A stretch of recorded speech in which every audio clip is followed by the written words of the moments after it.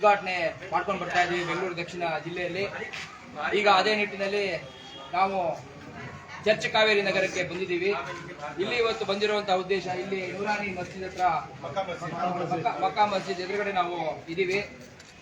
ಇಲ್ಲಿ ಬಂದಿರುವಂತಹ ಮುಖ್ಯ ಉದ್ದೇಶ ಏನಂದ್ರೆ, ಇಲ್ಲಿನ ಸಾರ್ವಜನಿಕರಿಗೆ ನಮ್ಮ KRS ಪಕ್ಷದ ಸೈನಿಕರು ಧನಂಜಯ ಅವರ ನೇತೃತ್ವದಲ್ಲಿ ಶಬಾನಾ ಅವರು, ನಮ್ಮ ಫರೀದ್ ಅವರು, ಅವರ ಹೆಸರು ಇವಾಗ ಫರೀದ್ ಇದ್ದು ಪೆನ್ಷನ್ ಮಾಮ ಅಂತ ಆಗ್ಬಿಟ್ಟಿದೆ. ಪೆನ್ಷನ್ ಮಾಮ ಅಂತ ಮಾಡ್ಬಿಟ್ಟಿದ್ದಾರೆ. ಯಾಕೆಂದ್ರೆ ಅವ್ರು ಅಷ್ಟು ಪೆನ್ಷನ್ ಗಳನ್ನ ಮಾಡ್ಕೊಟ್ಟಿದ್ದಾರೆ. ಈಗ ಓನ್ಲಿ ಪೆನ್ಷನ್ ನೋ ಟೆನ್ಷನ್ ಅನ್ನುವಂತಹ ಒಂದು ಧ್ಯೇಯ ವಾಕ್ಯದೊಂದಿಗೆ ಅವರು ಇಲ್ಲಿನ ಸಾರ್ವಜನಿಕರಿಗೆಲ್ಲ ವಿಧವೆಯರಿಗೆ ವೃದ್ಧರಿಗೆ ಒಂದು ಪೆನ್ಷನ್ ಮಾಡಿಸುವಂತಹ ಕೆಲಸಕ್ಕೆ ಕೈ ಹಾಕಿ KRS ಪಕ್ಷದ ಶಕ್ತಿಯನ್ನು ಉಪಯೋಗಿಸಿಕೊಂಡು ಅದನ್ನ ಯಶಸ್ವಿಯಾಗಿ ಮಾಡ್ತಾ ಇದ್ದಾರೆ. ಇಲ್ಲಿವರೆಗೂ ಸುಮಾರು ಒಂದು 30-40 ಜನರಿಗೆ ಯಶಸ್ವಿಯಾಗಿ ಪೆನ್ಷನ್ ನ ಕೊಡ್ತಿದ್ದಾರೆ. ಇನ್ನು 30 ಅಪ್ಲಿಕೇಶನ್ ಬರೋದು ಬಾಕಿ ಇದೆ. ಸೊ ಒಟ್ಟಿಗೆ ಒಂದು ಸುಮಾರು 60-70 ಜನರಿಗೆ ಪೆನ್ಷನ್ ಮಾಡಿಸೋ ದಿಕ್ಕಿನಲ್ಲಿ ಅವರು ಯಶಸ್ವಿಯಾಗಿ ಮುಂದುವರೆದಿದ್ದಾರೆ. ಅವ್ರಿಗೆಲ್ಲ ನಾವು ಈಗ ಚಪ್ಪಾಳೆ ಹೊಡೆದು ಅವರಿಗೊಂದು ಅಭಿನಂದನೆಗಳು ಸಲ್ಲಿಸೋಣ. ಇವತ್ತು ಇಲ್ಲಿ ಪೆನ್ಷನ್ ಪತ್ರಗಳನ್ನ ವಿತರಿಸೋದಕ್ಕೆ ನಮ್ಮ ರಾಜ್ಯ ಗೌರವಾಧ್ಯಕ್ಷರಾಗಿರುವಂತಹ ರವಿಕೃಷ್ಣ ರೆಡ್ಡಿ ಅವರು ಖುದ್ದಾಗಿ ಆಗಮಿಸಿದ್ದಾರೆ. ಅವ್ರಿಗೆ ನಾನು ಸ್ವಾಗತ ಕೊಡ್ತೀನಿ. ನಮ್ಮ ರಾಜ್ಯಾಧ್ಯಕ್ಷರಾಗಿರುವಂತಹ ದೀಪಕ್ CN ಅವರು ಕೂಡ ಆಗಮಿಸಿದ್ದಾರೆ. ಅವ್ರಿಗೂ ನಾನು ಸ್ವಾಗತ ಕೊಡ್ತೀನಿ. ರಾಜ್ಯ ಕಾರ್ಯಾಧ್ಯಕ್ಷರು ರಘು ಜಾಣಗೇರ್ ಕೂಡ ನಮ್ಮ ಜೊತೆ ಇದ್ದಾರೆ. ಅವ್ರಿಗೂ ಸ್ವಾಗತ ಕೊಡ್ತೀನಿ. ಹಾಗೂ ನಮ್ಮ ಬೆಂಗಳೂರು ದಕ್ಷಿಣ ತಂಡ ಇಲ್ಲಿದೆ. ಬೆಂಗಳೂರು ದಕ್ಷಿಣ ಸೈನಿಕರು, KRS ಪಕ್ಷದ ಸೈನಿಕರು ಕೂಡ ಇಲ್ಲಿದ್ದಾರೆ. KRS ಪಕ್ಷದ ಸೈನಿಕರು ಬೆಳಗ್ಗೆಯಿಂದ ನಾವು ನಿಮ್ಗೆ ತಿಳಿಸಿರುವ ಹಾಗೆ ಕಾರ್ಪೊರೇಟ್ ಏನ್ ಮಾಡಬೇಕು ಆ ತರ ಕೆಲಸ ಮಾಡ್ಕೊಂಡು ಇಲ್ಲಿ ಜನರಿಗೆ ನೆರವಾಗ್ತಾ ಇದ್ದಾರೆ, ಸಹಾಯ ಮಾಡ್ತಾ ಇದ್ದಾರೆ. ಕಾರ್ಪೊರೇಟ್ ಕರ್ತವ್ಯನ KRS ಪಕ್ಷದವರು ನಿಭಾಯಿಸ್ತಾರೆ. ಇದು ಪ್ರಮುಖವಾಗಿ ಇಲ್ಲಿ ಆಗ್ತಿರುವಂತಹ ಬೆಳವಣಿಗೆ. ನೀವು ನಮ್ಗೆ ಅಧಿಕಾರ ಕೊಟ್ಟಿಲ್ಲ ಅಂದ್ರೂ ಪರವಾಗಿಲ್ಲ, ಕೊಟ್ಟೇ ಕೊಡ್ಬೇಕು ನೀವು ಮುಂದಿನ ದಿನಗಳಲ್ಲಿ. ಯಾಕಂದ್ರೆ ದೊಡ್ಡ ಕೆಲಸ ಮಾಡಬೇಕು ಅಂದ್ರೆ ಅಧಿಕಾರ ಬೇಕು. ಆದ್ರೆ ನೀವು ಕೊಟ್ಟಿಲ್ಲ ಅಂದ್ರೂ ಕೂಡ ನಾವು KRS ಪಕ್ಷದವರು ಮಾತ್ರ ನಿರಂತರವಾಗಿ ಕೆಲಸ ಮಾಡ್ತಾ ಇರ್ತೀವಿ ಅನ್ನೋದಕ್ಕೆ ಇದೇ ಸಾಕ್ಷಿ. ಈಗ ಅವರು ಪೆನ್ಷನ್ ಫಲಾನುಭವಿಗಳು ಈಗ ರಾಜ್ಯ ಗೌರವಾಧ್ಯಕ್ಷರು ರವಿಕೃಷ್ಣ ರೆಡ್ಡಿ ಅವರು ಅವರಿಗೆ ಪೆನ್ಷನ್ ಪತ್ರಗಳನ್ನು ವಿತರಿಸಬೇಕು ಅಂತ ನಾನು ಕೇಳ್ತೀನಿ. ಅವ್ರ ಹೆಸರುಗಳನ್ನು ಓದಿ ಹೇಳಿ. ಅವರು ಗುಂಡಮ್ಮ ಅವರಿಗೆ ನಿಮಗೆ ವಿಧವಾ ವೇತನ ಅಲ್ವಾ, 800 ರೂಪಾಯಿ ಪ್ರತಿ ತಿಂಗಳು. ಇನ್ಮೇಲೆ 800 ರೂಪಾಯಿ ಬರುತ್ತೆ. ಚೆನ್ನಾಗಿ ಬಳಸ್ಕೊಡ್ರಮ್ಮ. ಅದು ಬಂದ್ರೆ ಇದು ಬರಲ್ಲ, 2ರಲ್ಲಿ ಒಂದು ಇರ್ಬೇಕಲ್ವಾ. ವಯಸ್ಸು 60 ವರ್ಷ ಆದ್ರೆ 600 ರೂಪಾಯಿ ಬರುತ್ತೆ. ಅದು ಈಗ ಇದು 800 ರೂಪಾಯಿ ಬರುತ್ತೆ. 65 ಮೇಲೆ ಆದ್ರೆ 1200 ರೂಪಾಯಿ ಬರ್ಬೇಕು. 64 ಇನ್ನೊಂದು ವರ್ಷ ಕಾಯಬೇಕು. ಇನ್ನೊಂದು ವರ್ಷ ಆದ್ಮೇಲೆ ಅವ್ರು ಮಾಡಿಸ್ಕೊಡ್ತಾರೆ. ಬಾನು ಇವ್ರಿಗೂ ವಿಧವಾ ವೇತನ 800 ರೂಪಾಯಿ. ಇವ್ರಿಗೆ ನಿಮ್ಮ ಮಾಮಂಗೆ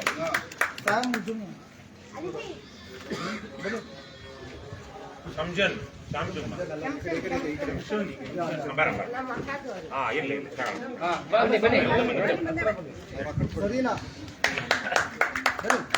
ಸರಿನಾ. ಇವ್ರಿಗೂ 800 ರೂಪಾಯಿ. ಬಹಳ ವರ್ಷದಿಂದ ಆಗ್ಬೇಕಾಗಿತ್ತು ಇವ್ರಿಗಲ್ವಾ, ಬಾಕಿ ಇತ್ತು. ಮೊಹಮ್ಮದ್ ಅಲಿ ಪಡಿ, ಇವರಿಗೆ ದೀಪ ಪಡಿ. ಶಾರದಮ್ಮ ಏನಾಗಬೇಕು? ಶಾರದಮ್ಮ ಅಕ್ಕನಾ? ಇಟ್ಕೊಳಮ್ಮ. ಮರಿಯಮ್ಮ ಅವ್ರು ಕರ್ಕೊಂಬಂದಿಲ್ವಾ? ನಿಮ್ಗೆ ಎಷ್ಟು ವಯಸ್ಸು? 66. 1200 ರೂಪಾಯಿ 65 ವರ್ಷ ಆದ್ಮೇಲೆ. ದಾಸಿನಾ ಬಾನು ಇವೆಲ್ಲ ಬಹಳ ಇವರು ಇಷ್ಟು ಜನ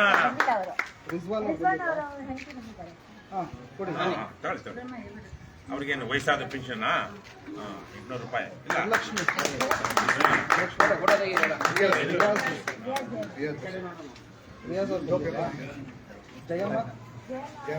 ಡೈರೆಕ್ಟ್ ಅಕೌಂಟ್ಗೆ ಹೋಗುತ್ತಾ ದುಡ್ಡು?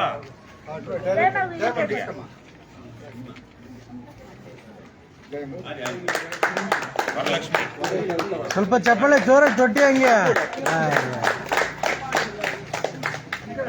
ಎಲ್ಲ ಒಂದ್ ಕಡೆ ಇಟ್ಕೊಳ್ಳಿ. ಎಲ್ಲ ಫೋಟೋ ಇಟ್ಕೊಂಡು ಬನ್ನಿ. ವರಲಕ್ಷ್ಮಿ ಇದೆಯಾ? ಬನ್ನಿ ಅವ್ರಿಗೆ ಕೊಡೋಣ.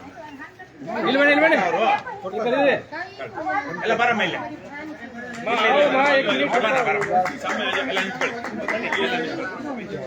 ಬಂದೋಳೆ ಹಿಂಗ್ ಇಟ್ಕೊಳ್ಳಿ. ಎಲ್ಲ ಹೆಣ್ಮಕ್ಳೆಲ್ಲ ಇಲ್ಲಿ ಪೇಪರ್ ತೋರಿಸ್ತೀವಿ. ಪೇಪರ್ ತೋರಿಸಿ ಬನ್ನಿ, ಇಲ್ಲಿ ಬನ್ನಿ, ಕಾಣಿಸ್ತಾ? ಬನ್ನಿ, ಇಲ್ಲಿ ಬನ್ನಿ, ಈ ಕಡೆ ಇಲ್ಲಿ ಬನ್ನಿ.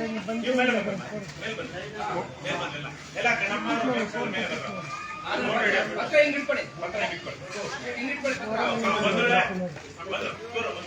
ಓಪನ್ ಕರೋ. ಪಕ್ಕ ಅವ್ರಿಗೆ ಹೇಳಿ ಪಕ್ಕ ಇಟ್ಟು.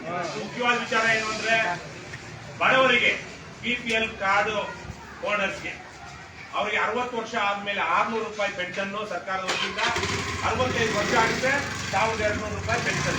ಗಂಡಸರಲ್ಲಿ ಭೇದ ಇಲ್ಲ ಅಲ್ವಾ? ಅವರು BPL ಕಾರ್ಡ್ದಾರ ಆಗಿರ್ಬೇಕು. ಜೊತೆಗೆ BPL ಕಾರ್ಡ್ದಾರ ಆಗಿರೋರು ಹೆಣ್ಮಕ್ಳು ಅವ್ರ ಗಂಡನ್ನ ಕಳ್ಕೊಂಡ ಮೇಲೆ ವಿಧವಾ ವೇತನ, ವಿಡೋ ಪೆನ್ಷನ್ ಅಂತೂ ಸರ್ಕಾರದ ಸ್ಕೀಮ್ ಇದೆ. ಬಹಳ ತುಂಬಾ ಸಿಂಪಲ್ ಇವೆಲ್ಲ. ವಿಶೇಷವಾಗಿ ಆಧಾರ್ ಕಾರ್ಡ್ ತಗೊಂಡೋಗಿ ನಮ್ಗೆ 60 ವರ್ಷ ಆಗಿದೆ ಅಂತ ಹೇಳಿ ಒಂದು ಅರ್ಜಿ ಕೊಟ್ರೆ ಅವರು ಸರ್ಕಾರದವರು ಯಾವುದೇ ಸಮಸ್ಯೆ ಇಲ್ಲದೆ ಅವ್ರಿಗೆ ಪೆನ್ಷನ್ ಕೊಡೋದಕ್ಕೆ ಶುರು ಮಾಡಬೇಕು.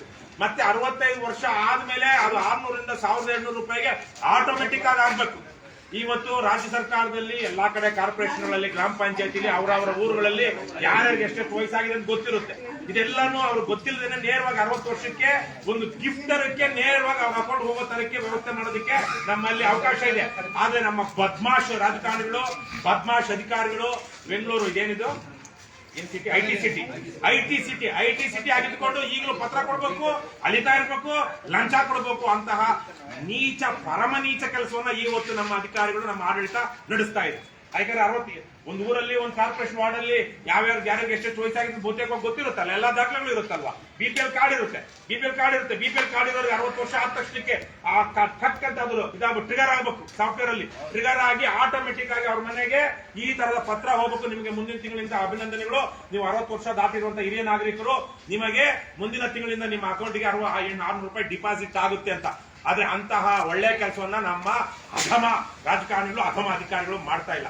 ಇನ್ನು ವಿಶೇಷವಾಗಿ ವಿಧವಾ ವೇತನಕ್ಕಂತೂ ಅರ್ಜಿ ಹಾಕೊಳ್ಳೇಬೇಕಾಗುತ್ತೆ. ಯಾಕಂದ್ರೆ ಗಂಡ ಅವ್ರ ಮದುವೆ ಆಗಿರೋ ಮ್ಯಾರೇಜ್ ಸರ್ಟಿಫಿಕೇಟ್ ಇದ್ರೆ ಅದು, ಜೊತೆಗೆ ಅವ್ರ ಗಂಡ ಸತ್ತಿರುವಂತಹದ್ದು ಡೆತ್ ಸರ್ಟಿಫಿಕೇಟ್ ಬೇಕಾಗುತ್ತೆ. ಅವೆರಡು ಕೊಡ್ಲೇಬೇಕು. ಅದು ಬೇಕಾದ್ರೆ ಅದಕ್ಕೆ ಆಫೀಸ್ಗೆ ಹೋಗಿ ಕೊಡೋದು, ಬೇರೆ ಏನಾದ್ರು ಮಾಡ್ಲಿ. ಆದ್ರೆ ಪೆನ್ಷನ್, ಓಲ್ಡ್ ಏಜ್ ಪೆನ್ಷನ್ ಮಾತ್ರ BPL ಕಾರ್ಡ್ದಾರರಿಗೆ ಆಟೋಮೆಟಿಕ್ ಆಗಿ 60 ವರ್ಷ ಆದ್ಮೇಲೆ ಹೋಗ್ಬೇಕು. ಮತ್ತೆ 65 ವರ್ಷ ಆದ್ಮೇಲೆ ಅದು 600ರಿಂದ 1200 ರೂಪಾಯಿ ಆಗ್ಬೇಕು. ಅಂತದ್ದು ಮಾಡ್ತಾ ಇಲ್ಲ ಇವತ್ತು. ಮತ್ತೆ ಅದನ್ನ ತಗೊಳ್ಳೋದಕ್ಕೇನೆ ಕಷ್ಟ ಆಗುವಂತ ರೀತಿ ಮಾಡ್ಬಿಟ್ಟಿದ್ದಾರೆ. ಯಾರಾದ್ರೂ ಈ ತರ ನಮ್ಮ ಪಿಂಚಣಿ ಮಹಮ್ಮದ್ ಸರ್ದವರು ಇನ್ಯಾರೋ ಹೋಗಿ ಲೋಕಲ್ ಅಲ್ಲಿ ಪಾಪ ಮಾಡ್ಕೊಡುವಂತದ್ದು, ಮತ್ತೆ ಬೇರೆ ಬೇರೆ ಪಕ್ಷದ ರಾಜಕಾರಣಿಗಳು ಅದನ್ನ ಹೆಂಗ್ ದುರುಪಯೋಗ ಮಾಡ್ತಾರೆ ನೋಡಿದಿರ. ನನ್ಗೆ ಆಶ್ಚರ್ಯ ಆಯ್ತು. 4-5 ಜನ ಹೆಣ್ಮಕ್ಳು ಅವರು ಬಿಡೋ ಪೆನ್ಷನ್ ಯಾವತ್ತೋ ತಗೋಬೇಕಾಯ್ತು. ಎಷ್ಟು ದಿವಸ ಆಯ್ತಮ್ಮ ನಿಮ್ಮ ಯಜಮಾನ ಸತ್ತೋಗಿ? 8 ವರ್ಷ. 8 ವರ್ಷದಿಂದ ಈಗ ಅವ್ರಿಗೆ ಪ್ರತಿ ತಿಂಗಳು 12,96 ಒಂದು 10,000 ರೂಪಾಯಿ ಪ್ರತಿ ವರ್ಷ 10,000 ರೂಪಾಯಿ ಬರಬೇಕಾಗಿತ್ತು. 8 ವರ್ಷದಿಂದ 80,000 ರೂಪಾಯಿ ಅವರಿಗೆ ನಷ್ಟ ಆಗಿದೆ. ಯಾರು ನಷ್ಟ ಆಗಿದೆ? ಯಾರಿಂದ ನಷ್ಟ ಆಗಿದೆ? ನಮ್ಮ ಪರಮ ಭ್ರಷ್ಟ ಕಾಮಚೋರ ಅಧಿಕಾರಿಗಳಿಂದ ನಷ್ಟ ಆಗಿದೆ. ಈ ಪರಮಚೋರ ರಾಜಕಾರಣಿಗಳಿಂದ ನಷ್ಟ ಆಗಿದೆ. ಹಾಗಾಗಿ ಇಂಥ ಬಡವರು ಮನೆಯಲ್ಲಿ ದುಡಿಯುವಂತ ಗಂಡಸು ಹೋದ್ಮೇಲೆ ಅವ್ರ ಜೀವನ ಹೇಗ್ ನಡೆಯುತ್ತೆ? ಸಮಾಜ ಅವ್ರನ್ನ ಕಾಪಾಡ್ಕೊಳ್ಳಿಲ್ಲ ಅಂದ್ರೆ ಸಮಾಜದಲ್ಲಿ ವ್ಯವಸ್ಥೆ ಹೇಗಾಗುತ್ತೆ? ಇಂಥದೆಲ್ಲ ಸರಿ ಮಾಡುವಂತ ಏಕೈಕ ಪಕ್ಷ ಮುಂದಿನ ದಿನಗಳಲ್ಲಿ ಯಾವುದು? KRS ಪಕ್ಷ. ಇದನ್ನ ನಾವು ಆ ರೀತಿನಲ್ಲಿ ಎಲ್ಲ ಸಿಸ್ಟಮ್ಯಾಟಿಕ್ ಮಾಡ್ತೀವಿ, ಎಲ್ಲ ಆನ್ಲೈನ್ ಮಾಡ್ತೀವಿ. ಜನಕ್ಕೆ ಒಂದು ಊರಿನಲ್ಲಿ 60 ವರ್ಷ ದಾಟಿರುವಂತವ್ರಿಗೆ ನೇರವಾಗಿ 60 ವರ್ಷ ದಾಟ್ತಿದ್ದಂಗೆ ಸರ್ಕಾರದ ಒಂದು ಲೆಟರ್ ಹೋಗ್ಬೇಕು.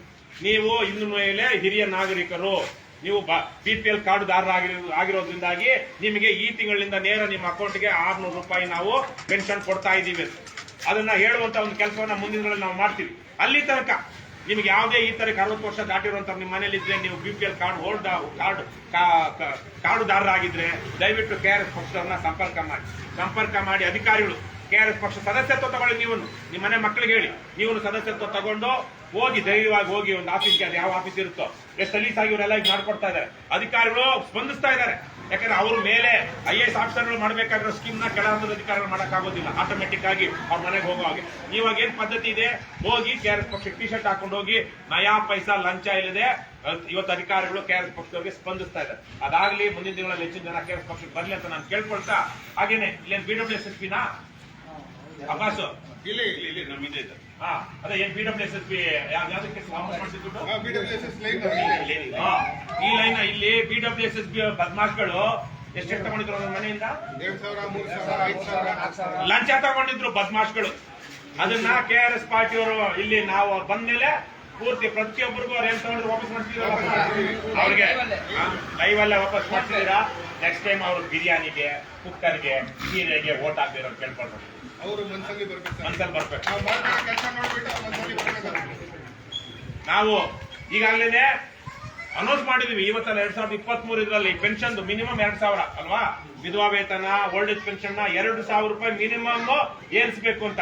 ಮುಂದೆ ನಾವು 28ಕ್ಕೆ ಅಧಿಕಾರಕ್ಕೆ ಬರೋ ಅಷ್ಟೊತ್ತಿಗೆ ಇನ್ಫ್ಲೇಷನ್ ಇನ್ನೂ ಜಾಸ್ತಿ ಆಗಿರುತ್ತೆ. ಅದನ್ನ 3,000, 4,000, 5,000 ಏರಿಸಬೇಕು. ಇವತ್ತು 2,000ದಲ್ಲಿ ಏನು ಜೀವನ ಕಟ್ಕೊಳಕ್ ಆಗ್ತಾ ಇಲ್ಲ. ಇವತ್ತೇನೋ ಗೃಹಲಕ್ಷ್ಮಿ ಎಲ್ರಿಗೂ ಬರ್ತಾ ಇದೆ, BPL ಅವ್ರಿಗೆ. ಹಾಗಾಗಿ ಓಲ್ಡ್ ಏಜ್ ವಿಧವಾ ಪೆನ್ಷನ್ ಅಷ್ಟೇ ಅದನ್ನ ಕನಿಷ್ಠ 3,000 ಮಾಡಬೇಕು. ಸರ್ಕಾರದ ಹತ್ರ ಲಕ್ಷಾಂತರ ಕೋಟಿ ರೂಪಾಯಿ ದುಡ್ಡಿದೆ. ನಮ್ಮ ರಾಜ್ಯ ಸರ್ಕಾರ ಹತ್ರ 4 ಲಕ್ಷ ಕೋಟಿ ರೂಪಾಯಿ ಬಜೆಟ್ ಈ ಸಲ. ಅದೇನು ಐತಿಹಾಸಿಕವಾದ ಏನು ದೇಶದಲ್ಲಿ ಯಾರೋ ಬಜೆಟ್ ಮಂಡಿಸಿರುವಂತ ನಮ್ಮ ಸಿದ್ದರಾಮಯ್ಯನವರು ಈ ಸಲ ಬಜೆಟ್ ಮಂಡಿಸ್ತಾರಂತೆ 17ನೇ ಸಲಕ್ಕೆ. ಅವ್ರಿಗೆ 4 ಲಕ್ಷ ಮಿನಿಮಮ್ ಈ ವರ್ಷದ ಬಜೆಟ್ ಗಾತ್ರ. ಸಾಕಷ್ಟು ದುಡ್ಡಿದೆ. ಕಳ್ತನ ಮಾಡೋದಿಕ್ಕೆ, ಸುಲಿಗೆ ಮಾಡೋದಿಕ್ಕೆ ಬೇಕಾದಂತ ಯೋಜನೆಗಳು ದುಡ್ಡಿದೆ ಹೊರತು ಜನರಿಗೆ ಕೊಡೋದಿಕ್ಕಿಲ್ಲ. ಅದನ್ನ KRS ಪಕ್ಷ ಅದನ್ನೆಲ್ಲ ನಿಲ್ಲಿಸಿ ಒಳ್ಳೆ ಕೆಲಸ ಮಾಡುತ್ತೆ. ದಯವಿಟ್ಟು ಏನ್ರಮ್ಮ, ನೆಕ್ಸ್ಟ್ ಟೈಮ್ ನಾವೇನ್ ಎಲೆಕ್ಷನ್ ಅಲ್ಲಿ ಬಂದು ನಿಮ್ ಕುಕ್ಕರ್ ಕೊಡಲ್ಲ, ಸೀರೆ ಕೊಡಲ್ಲ, ನಿಮ್ ಮನೆ ಗಂಡಸರಿಗೆ ಬಿರಿಯಾನಿ ತಿನ್ಸಲ್ಲ, ಗಂಡಸರಿಗೆ ಸೆರೆ ಎಂಡ ಕೊಡ್ಸಲ್ಲ. ನೀವು KRS ಪಕ್ಷಕ್ಕೆ ಕೊಟ್ಟ ಒಳ್ಳೇದಾಗ. ಇದು ರಂಜಾನ್ ಟೈಮ್ ಅಲ್ವಾ, ಎಲ್ಲ ಉಪವಾಸ ಇದ್ದು ಒಳ್ಳೆ ನ್ಯಾಯ ನೀತಿಯಿಂದ ನಡ್ಕೊಳ್ಬೇಕು, ದೇವ್ರ ಸ್ಮರಣೆ ಮಾಡ್ಬೇಕು ಅನ್ನೋ ತಿಂಗಳಲ್ವಾ ಅಲ್ವಾ. ಹಲಾಲ್ ಕೆಲಸ, ಆರಾಮ್ ಕೆಲಸ ಮಾಡಬಾರ್ದು, ಒಳ್ಳೆ ಹಲಾಲ್ ವಿರೋಧ ಮಾಡಬೇಕು ಅಂತ. ಅದಕ್ಕೆ ನಮ್ಮ KRS ಪಕ್ಷಕ್ಕೆ ಲಕ್ಷಾಂತರ ಜನ ಇವತ್ತು ಮುಸ್ಲಿಂ ಬಾಂಧವರು ಬೆಂಬಲಿಸ್ತಾ ಇದ್ದಾರೆ. ಇದು ರಂಜಾನ್ ಮುಬಾರಕ್. ಅದ್ರ ಜೊತೆಗೆ ಅವರಲ್ಲಿ ದುಡ್ಡಿರುವಂತ ಶ್ರೀಮಂತರು ಬಹಳ ಜನ ಇದ್ದಾರೆ, ಬಡವರು ಜಾಸ್ತಿ ಇದ್ದಾರೆ, ದುಡ್ಡಿರೋರು ಇದ್ದಾರೆ. ಅಂತ ಸ್ವಲ್ಪ ಒಳ್ಳೆ ಬುದ್ಧಿ ಬಂದು ಜಕಾತು ನಮ್ಮ KRS ಪಕ್ಷಕ್ಕೂ ದೇಣಿಗೆ ಕೊಡ್ಲಿ ಅಂತ ನಾವು ಕೇಳ್ಕೊಳ್ತೀವಿ. ಒಳ್ಳೆ ಬುದ್ಧಿ ಬರ್ಲಿ. ಇವತ್ತು ತಾನೇ ಪ್ರಜಾವಣಿ ನಿನ್ನೆ ಹಾಕಿದ್ರು, ನಮ್ದು ಒಂದು ಕಾರ್ ಕೊಡ್ಸಿದ್ರು ಒಂದು, ಅದಕ್ಕೆ ನಿನ್ನೆ ಬರ್ದಿದ್ದೆ ಅಪಾತ್ರ ದಾನ. ಏನ್ ಹೇಳುತ್ತೆ ಇದು ನೀತಿ, ಅರ್ಹರಲ್ಲದೆ ಇರೋರಿಗೆ, ಅಯೋಗ್ಯರಿಗೆ ನಾವು ದಾನ ಮಾಡಿದ್ರೆ ಅದರಿಂದ ನಮ್ಗೆ ಪಾಪ ಬರುತ್ತೆ ಅಂತ. ಅಪಾತ್ರ ದಾನ, ಅಪಾತ್ರ ಅಂದ್ರೆ ಅರ್ಹರಲ್ಲದಿರೋರು. ಯಾರು ಕೊಡ್ಬೇಕು ದಾನ? ಅರ್ಹ ಇರೋರಿಗೆ, ಬಡವರಿಗೆ, ಅಸಹಾಯಕರಿಗೆ, ದುರ್ಬಲರಿಗೆ, ಎಲ್ಲ ಇರೋರ್ಗೆ ದಾನ ಕೊಟ್ರೆ ಏನಾಗುತ್ತೆ? ಅಲ್ಲ ವೆಚ್ಚನ.